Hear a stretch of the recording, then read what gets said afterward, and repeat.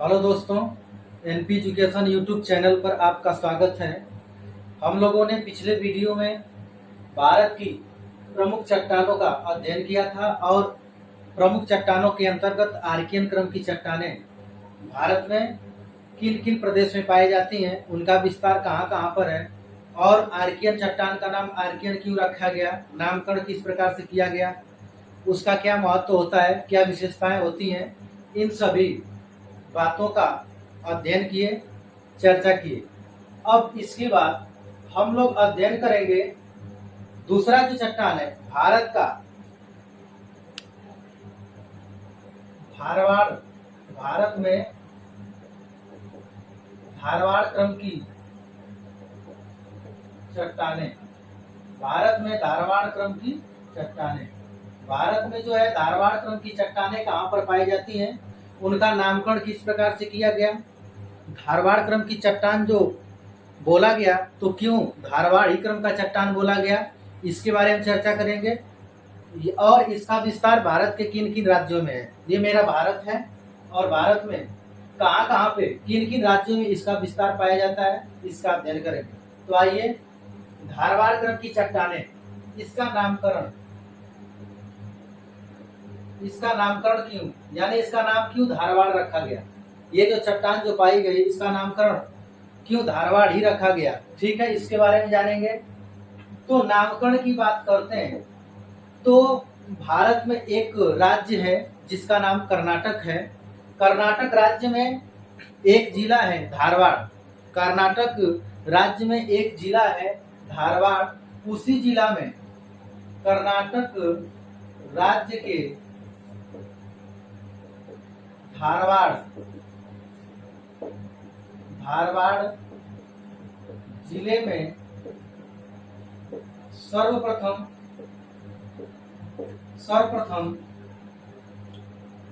इस चट्टान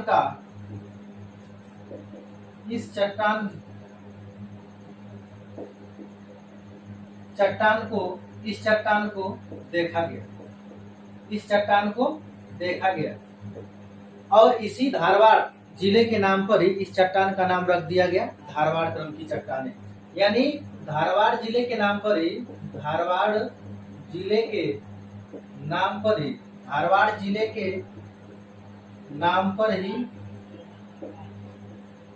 इन चट्टानों का नाम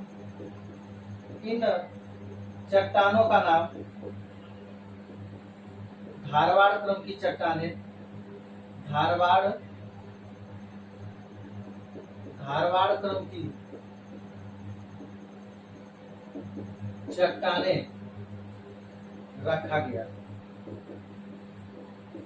यानी हम लोग इसमें क्या देखे हैं कि इसका जो नामकरण धारवाड़ क्यों रखा गया, तो धारवाड़ जो है भारत में कर्नाटक राज्य है, कर्नाटक राज्य में एक जिला है जिसका नाम धारवाड़ है और धारवाड़ जिला में ही धारवाड़ क्रम की चट्टानें सबसे पहले देखने के लिए मिली थी। तो उसी धारवाड़ जिले के नाम पर ही इस चट्टान का नाम धारवाड़ क्रम की चट्टानें रख दिया गया। अगला पॉइंट विस्तार। भारत में इन चट्टानों का यानी धारवाड़ क्रम की चट्टानों का विस्तार किन किन राज्यों में पाया गया है और वह कौन कौन से प्रमुख राज्य हैं, इनके बारे में देखते हैं। तो विस्तार की बात करें कि भारत में कौन कौन सा राज्य है जिसमें धारवाड़ क्रम की चट्टानें पाई गई। तो यहाँ पर भारत देख रहे हैं, भारत में देखिए यहाँ पे ये वाला जो भाग है, यहाँ पे ये वाला जो हिस्सा है, यहाँ पर ये कर्नाटक राज्य, कौन सा राज्य है, तो कर्नाटक राज्य। और कर्नाटक राज्य में एक जिला है धारवाड़, उसका नाम क्या है, धारवाड़। इसी जिले पर धारवाड़ क्रम की चट्टानों का नाम रखा गया। यानी अगर देखा जाए तो भारत में इसका विस्तार कौन कौन से राज्यों में पाया गया, तो कर्नाटक राज्य में पाया गया और ये वाला राजस्थान में भी पाया गया, राजस्थान, कुछ भाग गुजरात में भी देखने के लिए मिला, गुजरात राज्य में भी देखने के मिला धारवाड़ क्रम की चट्टानें। और ये आपका उड़ीसा उड़ीसा, छत्तीसगढ़, उड़ीसा, छत्तीसगढ़, उड़ीसा, छत्तीसगढ़, ये वाला जो भाग है उड़ीसा, छत्तीसगढ़, और ये वाला जो रीजन है ये कौन सा रीजन है? तो मेघालय। मेघालय में भी धारवाड़ क्रम की चट्टानें देखने के लिए मिला। और ये हम देखते हैं तो हिमाचल प्रदेश में भी हिमाचल प्रदेश में भी धारवाड़ क्रम की चट्टानें देखने के लिए मिला। और ये जो है कश्मीर में भी धारवाड़ क्रम की चट्टानें देखने के लिए मिली। यानी हम लोग विस्तार की बात करें तो भारत में किन किन राज्यों में इनका विस्तार है धारवाड़ क्रम की चट्टानों का? तो पहला कर्नाटक में, फिर राजस्थान में, गुजरात में, उड़ीसा में, छत्तीसगढ़, मेघालय, हिमाचल प्रदेश, कश्मीर, इन राज्यों में, भारत के इन राज्यों में धारवाड़ क्रम की चट्टानें देखने के लिए मिली। तो नामकरण ये था। अब धारवाड़ क्रम की चट्टानें की विशेषताएं क्या होती हैं? तो विशेषता की बात अगर हम लोग करते हैं कि विशेषता क्या है धारवाड़ क्रम की चट्टानों का, विशेषता क्या है और उत्पत्ति क्या है? तो विशेषता जानने से पहले हम लोग उत्पत्ति के बारे में जानेंगे। उत्पत्ति कैसे हुई है? धारवाड़ क्रम की चट्टानों की उत्पत्ति कैसे हुई है, इसके बारे में जानने का प्रयास करें। मान लीजिए ये जो है आर्कियन क्रम की चट्टानें हैं। कौन सी चट्टानें हैं? तो आर्कियन क्रम की चट्टानें। ये आर्कियन क्रम की चट्टानें हैं। और आर्कियन ये जो है कौन सी चट्टानें हैं? तो आर्कियन क्रम, आर्कियन चट्टानें न, कौन सी चट्टानें? आर्कियन चट्टानें। आर्कियन क्रम की जो चट्टानें, इसका क्या हुआ? पवन के द्वारा, वर्षा के द्वारा, पवन के द्वारा, नदी के द्वारा और अन्य कारकों के द्वारा। अन्य कारक के अंतर्गत हम लोग कह सकते हैं ताप, दाब ले सकते हैं, ताप, दाब। यदि इन कारकों के द्वारा धारवाड़ क्रम की चट्टानों की उत्पत्ति जो हुई है, आर्कियन क्रम की चट्टानों में पवन, वर्षा, नदी, अन्य कारकों के द्वारा जो अपर्दन हुआ, क्या हुआ? अपर्दन हुआ या कटाव हुआ। अपर्दन हुआ, धारवाड़ आर्कियन क्रम की चट्टानों का पवन के द्वारा, वर्षा के द्वारा, नदियों के द्वारा अपर्दन हुआ, कटाव हुआ। और जब अपर्दन होगा तो अवसादों की क्या होगी? प्राप्ति होगी। अवसादों की प्राप्ति, अवसादों की प्राप्ति हुई। और जब अवसादों की प्राप्ति होगी तो हम लोग को बोल सकते हैं कि अवसादों का क्या होगा? जमा होगा।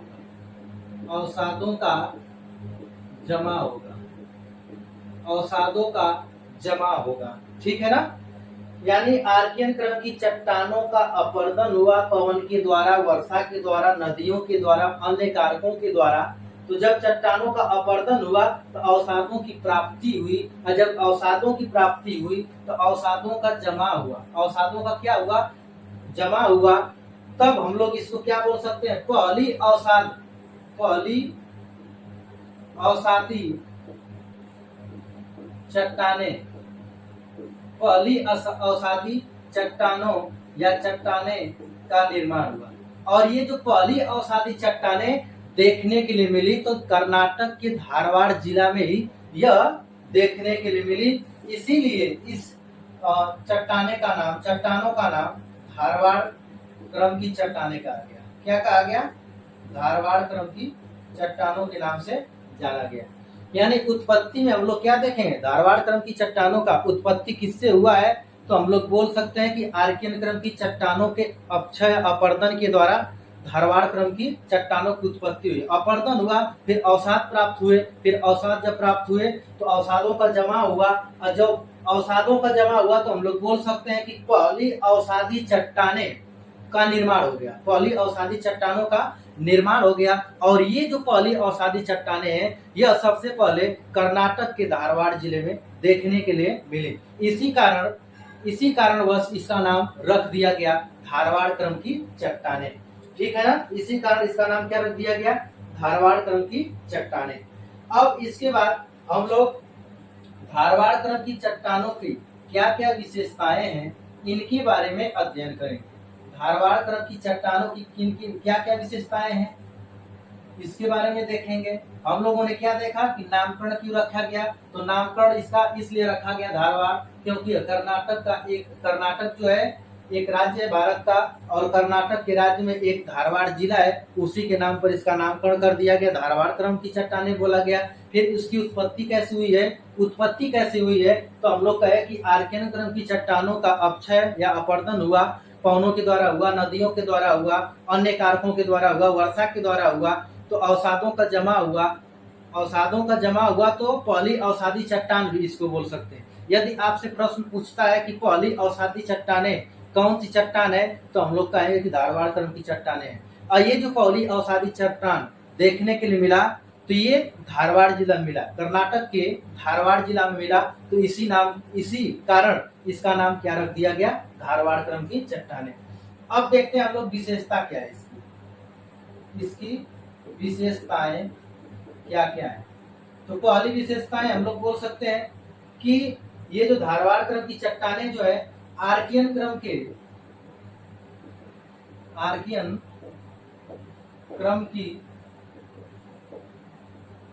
की चट्टानों के कटाव या अपरदन से निर्मित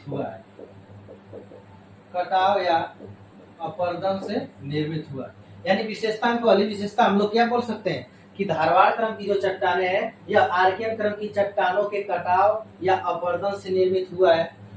दूसरा पॉइंट हम लोग बोल सकते हैं कि यह क्या है, पुरानी चट्टानें। यह कैसी चट्टानें हैं, तो पुरानी चट्टानें हैं। यह कैसी चट्टानें हैं, पुरानी चट्टानें। यानी धारवाड़ क्रम की चट्टानें कैसी चट्टानें हैं, तो पुरानी चट्टानें हैं। ठीक है, अब अगर देखा जाए तो हम लोग अगली विशेषता क्या बोल सकते हैं कि ये जो है ये चट्टानें अपने मूल रूप में उपस्थित नहीं है, ये चट्टानें उपस्थित नहीं है। इनका क्या हो चुका है, कायांतरित, यानी इसका क्या हो चुका है, तो कायांतर हो चुका है या कायांतरित हो चुकी है, उपस्थित नहीं। अगला विशेषता क्या हो सकती है धारवाड़ क्रम की चट्टानों का, तो इसमें हम बोल सकते हैं कि इसमें जीवाश्म नहीं पाए जाते। धारवाड़ क्रम की चट्टानों में जीवाश्म नहीं पाए जाते हैं, और जब जीवाश्म नहीं पाए जाएंगे धारवाड़ क्रम की चट्टानों में, तो अगला विशेषता हम लोग कह सकते हैं कि धारवाड़ क्रम की जो चट्टानें हैं इसमें जीवाश्म ईंधन भी नहीं पाया जाएगा, इसमें जीवाश्म ईंधन भी नहीं पाए जाते हैं, इसमें जीवाश्म ईंधन भी नहीं पाए जाते हैं। अब देखिए इसमें कौन कौन सी चट्टानें पाई जाती हैं, तो हम लोग बोल सकते हैं कि नीच पाया जाता है।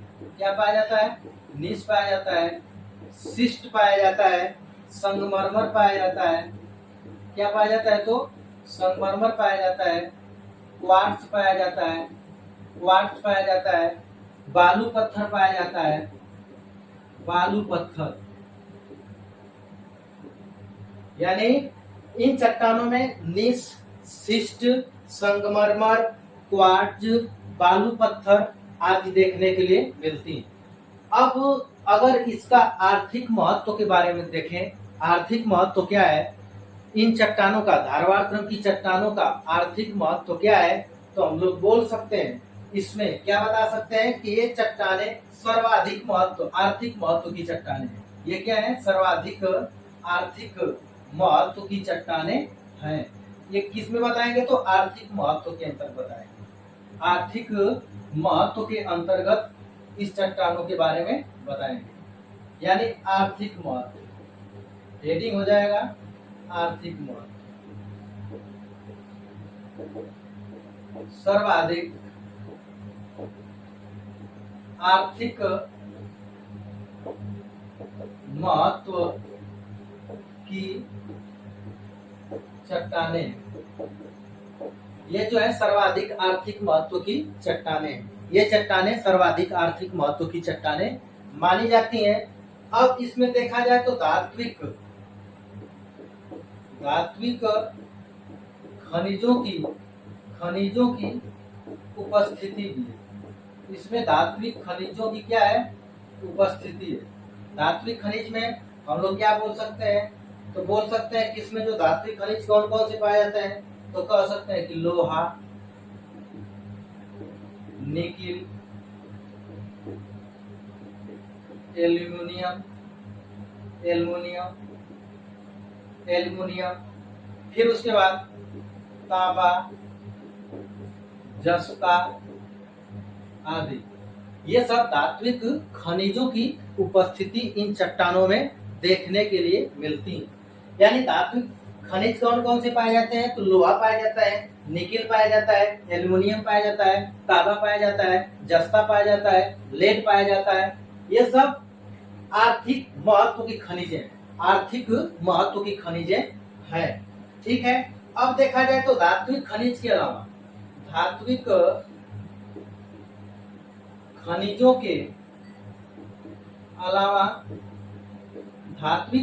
के अलावा इसमें कुछ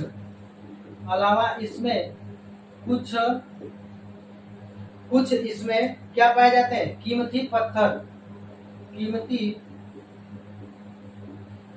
पत्थर भी पाए जाते हैं। कीमती पत्थर भी पाए जाते हैं। वो कौन कौन से कीमती पत्थर हैं, तो हम लोग बता सकते हैं कि निस्सय, क्या है, निस्सय, शिष्ट है, क्वार्ट्ज है, फिर इसके बाद बालू पत्थर है, ठीक है ना। ये सब क्या है, धात्विक खनिजों के अलावा कुछ कीमती पत्थर भी पाए जाते हैं। कौन से कीमती पत्थर हैं, तो निस है, शिष्ट है, क्वार्ट्ज है, बालू पत्थर है। ये आर्थिक महत्व